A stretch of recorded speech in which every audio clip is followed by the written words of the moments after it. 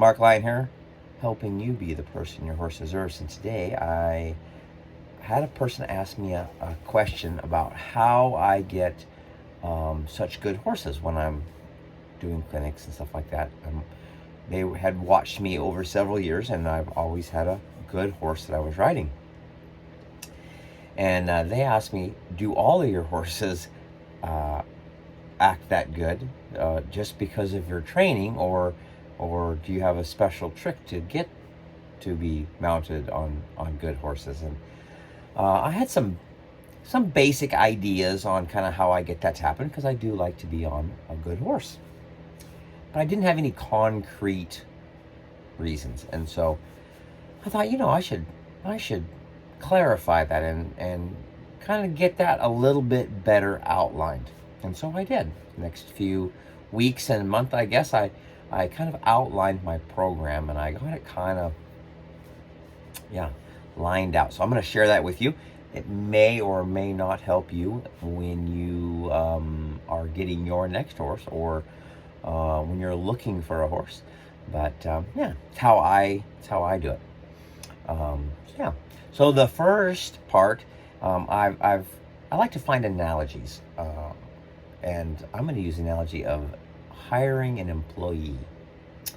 So horses are, I guess, kind of my employees. I'm kind of the CEO of the company, and they're my half employee, half ambassador. So when I'm needing a new employee, I go through the hiring process. And in corporate world, we have headhunters, and you have LinkedIn, and you have all of the websites and apps that you can use to find employees, and employees can use to find people that need them. And of course, in the horse world, we call those sales agents. And so I have quite a few people that I know that are in the horse industry, and when I'm looking for a new horse, I call those people, or I go to maybe a sale or whatever, and a lot of times, sometimes they'll just send information to me that they think I might be interested in. So first you find a horse that you're interested in, then you have an interview. And so I'm going to look at conformation, I'm going to look at attitude, I'm going to look at I'm just going to work with him a little bit. I'm going to kind of feel him out. I'm going to see how he responds to things, and how smart I think he is, and how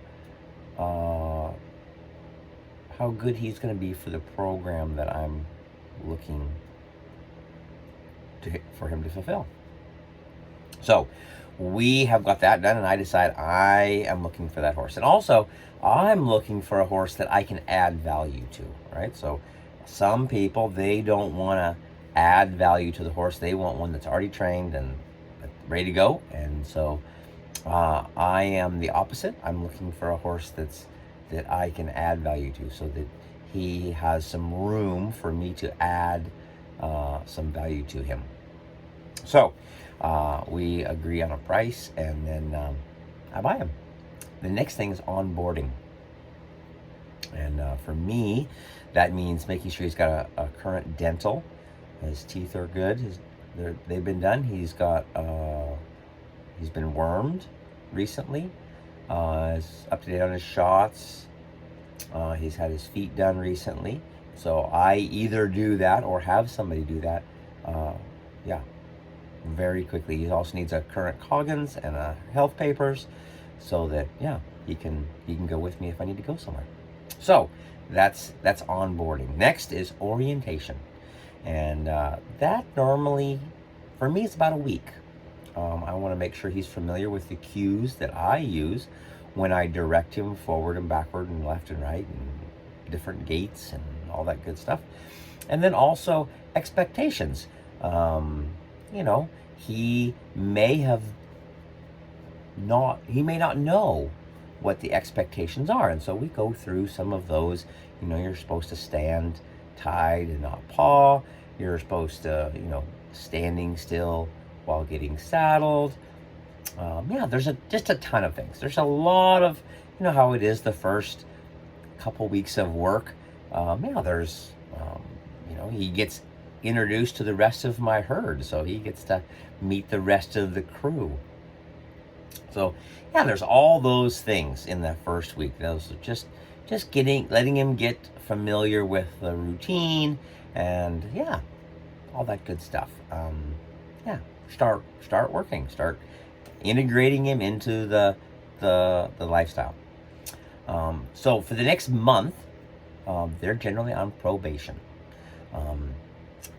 Sometimes they put on a great interview, and then a week later they start doing things that aren't appropriate for your new hire to be doing, and so that may get them fired. But generally, yeah, the horses tend to be pretty good with a little reprimand, and they learn they shouldn't do that, whatever it is that you think they shouldn't be doing. But yeah, generally after 30 days, I get like a 30-day probationary period, and I also kind of assess how talented they are in like physical ability and also mental ability, trainability. So yeah, after that gets done, then they are vested in the company. They get, their sick time and paid leave and insurance and all that good stuff. And a lot of times they get a brand. And so I have a brand that I have, a freeze brand. And so normally they get branded because they're not only my employee, but also an ambassador for me. And so I want them to represent, me and my program. So they get normally a little freeze brand. And then, now it's continuing education. So now from then on, I start trying to get them to be the best horse that I can get them to be. And I'm going to find out what they're talented in, what maybe they're lacking in. And so I want to help that horse be successful in whatever it does. So I'm going to try to find things that it likes to do or enjoys doing or excels at doing, and then I'm going to work on those quite a bit. I'm going to focus on those, and then we're going to make sure that the other things are good enough, right? If it's maybe it's not super good at working cows, it's not a problem, as long as they're kind of go where I tell them to go when we're working cow. There's occasionally times when we're going to have to work cow, and as long as they're okay at it, passable at it, they don't have to excel. And that may be that the horse that doesn't like cows loves trail obstacles, and then I have another horse that, man, he's really good at working a cow, but that trail obstacle thing, that's a little tougher for him. So as long, he doesn't have to be amazing at trail obstacles, but he has to be passable at all the things. So they have to kind of earn a passing grade with all the aspects of what we ask a horse to do. And then we're going to find a couple, 3 that they're good at, and then we're going to see how good we can get them to do at that particular thing.